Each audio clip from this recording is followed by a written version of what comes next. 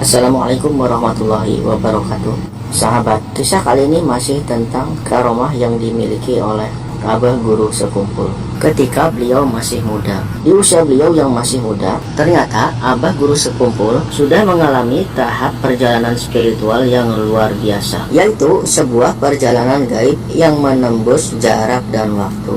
Dalam perjalanan itu, Abah Guru Sekumpul dipertemukan dengan seorang kiai kenamaan dari Pulau Jawa ketika beliau sedang berada di negeri Timur Tengah. Sekitar tahun 1962, sebagaimana yang telah diceritakan Tuan Guru Kiai Haji Saifuddin Juhri, ada kejadian ganjil yang dialami oleh Tuan Guru Sekumpul. Cerita ini diakui oleh Guru Saifuddin, langsung diceritakan oleh Guru Sekumpul kepada beliau. Pada waktu itu, Abah Guru Sekumpul muda yang sedang berada di rumah diperintahkan oleh orang tua, sosok orang tua yang tidak disebutkan nama orang tua tersebut. Orang tua itu menyuruh Abah Guru Sekumpul muda untuk menelusuri jalan di belakang rumah beliau. Karena mendapat perintah dari orang tua, Abah Guru Sekumpul muda pun kemudian memasang baju dan menyusuri jalan yang ditunjukkan oleh orang tua tersebut. Setelah beliau menelusuri jalan, ternyata Abah Guru Sekumpul muda tak lagi berada di tempat semula.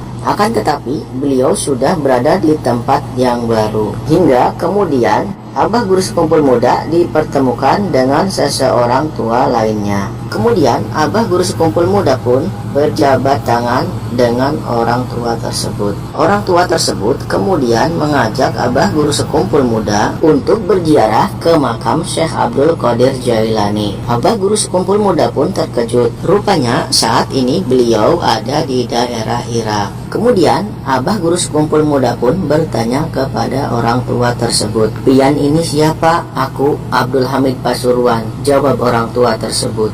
Kemudian Kiai Hamid Pasuruan balik bertanya kepada Abah Guru Sekumpul muda, "Kamu siapa?" tanya beliau. "Ulun dari Kalimantan Selatan Keraton, Jaini Abdul Ghani," jawab Abah Guru Sekumpul muda. "Ulun dalam arti bahasa Indonesia adalah saya." "Oh, kamu santrinya Kiai Sarwani ya?" kata Kiai Hamid Pasuruan kembali. Kiai Sarwani asli dari Martapura, tapi kemudian beliau pindah ke Bangil Pasuruan, Jawa Timur dan mendirikan pesantren dengan nama Pesantren Datuk Kalampayan. Setelah berziarah dan berjabat tangan dengan Kiai Hamid Pasuruan, kemudian Kiai Hamid Pasuruan kembali menghilang. Abah Guru Sekumpul muda pun kembali kebingungan. Sempat berpikir di hati beliau untuk meminta pihak kedutaan Indonesia yang berada di Irak agar memulangkan beliau kembali ke Indonesia. Saat beliau sedang duduk sambil memikirkan cara untuk pulang ke kampung halaman, seorang tua kembali datang dan menyapa Abah Guru Sekumpul muda menggunakan bahasa daerah yang beliau pahami.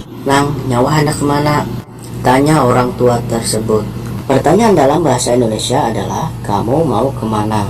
Nang adalah sebuah panggilan sayang dalam bahasa daerah Banjar yang digunakan untuk memanggil seseorang lelaki yang masih muda. Mendengar ada orang tua yang menyapa, kemudian Abah Guru Sekumpul muda balik bertanya, "Pian siapa?" "Aku Urang kita jua di Masjid Martapura," jawab orang tua tersebut. "Aku adalah Muhammad Qadir, anak Datu Bedog, seorang anak jin dari jin Islam yang bernama Bedog atau Badakut. Badakut sendiri adalah murid dari Syekh Muhammad Arsyad Al-Banjari.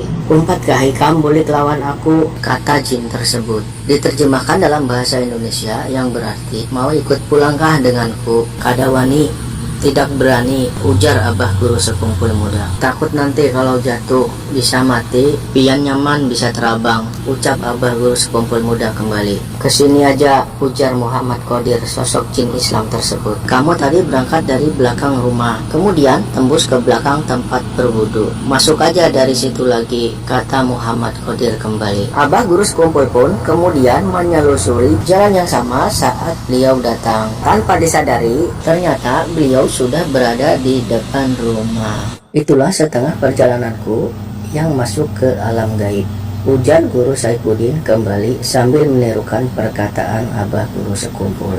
Nah, itulah tadi sahabat, kisah tentang karomah yang dimiliki oleh Abah Guru Sekumpul. Di usia beliau yang masih muda, beliau sudah mengalami fase perjalanan spiritual yang luar biasa. Dan masih banyak lagi kisah tentang karomah abah guru sekumpul yang lain. Mudah-mudahan bermanfaat. Wassalamualaikum warahmatullahi wabarakatuh.